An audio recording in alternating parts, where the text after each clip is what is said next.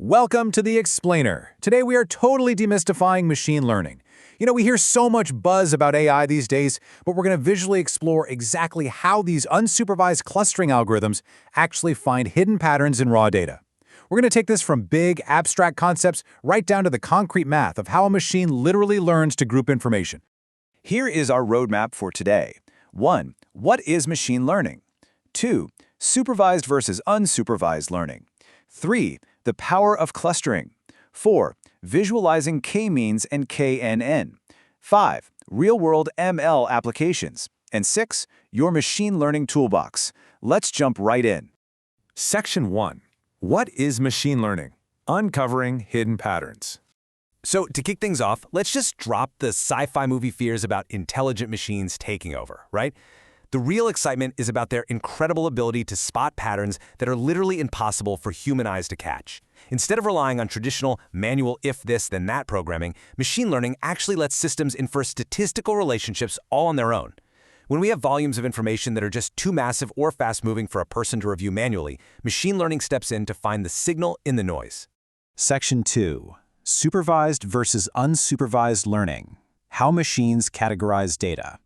Okay, to really get how these algorithms learn, you've got to divide them into two main camps.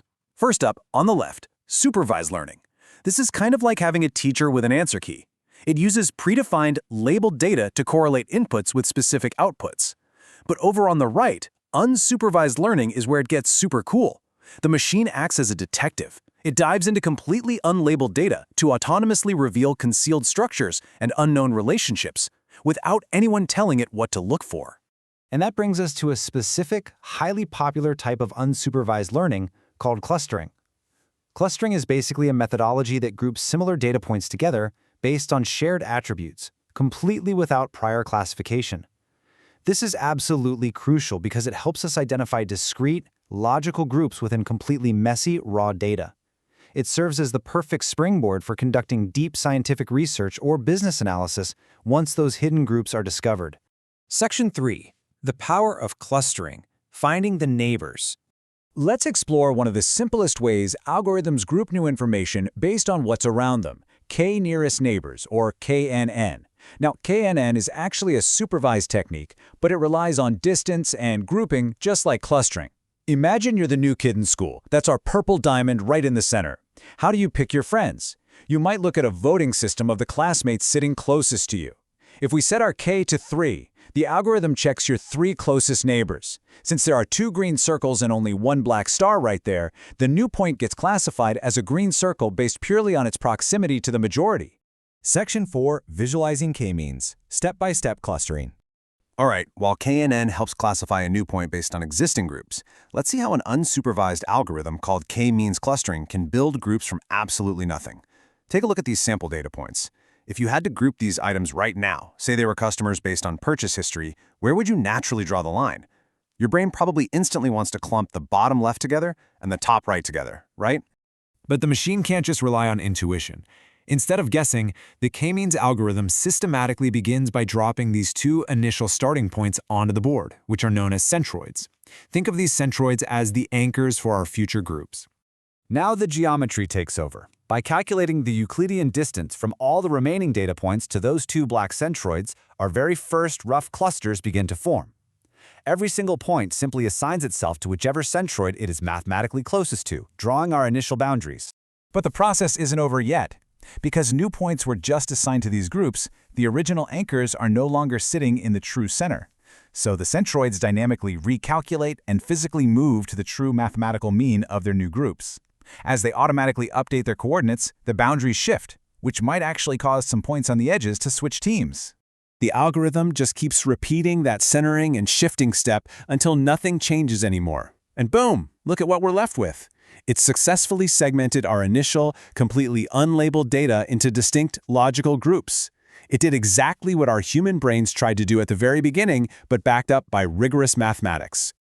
But this raises a really important question. Notice how we used exactly 2 centroids in that example?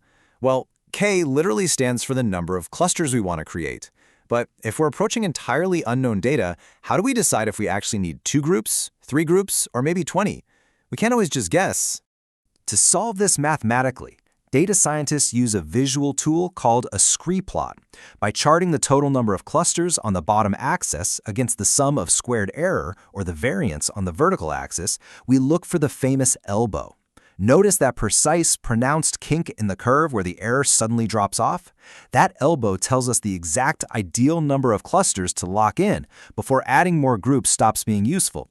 Section 5. Real-world ML applications, from healthcare to enterprise. So why does all this math matter? Because these exact clustering techniques are driving major innovations out in the real world. In healthcare, unsupervised learning is actively identifying previously unrecognized molecular subtypes of breast cancer, which allows for highly tailored treatments.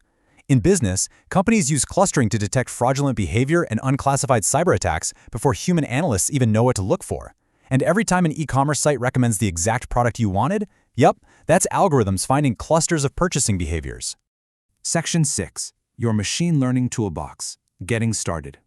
Seeing those applications usually sparks a lot of excitement. If you're feeling inspired to build your own model, you really only need a few essential tools to get off the ground. Think of this as your digital workbench. You just need a computer to start. Python is the industry standard language. Jupyter Notebook acts as your blank canvas.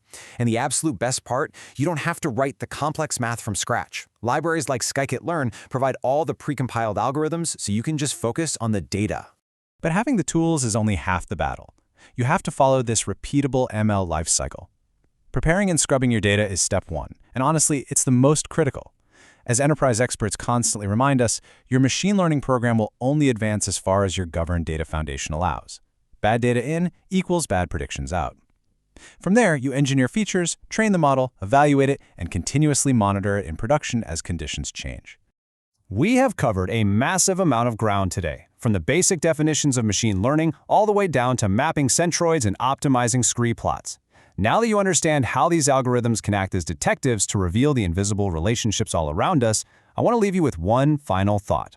What data set are you going to explore first? The tools are out there, the math is proven, and the hidden patterns are just waiting to be discovered. Thanks for joining me on this explainer, and I'll catch you next time.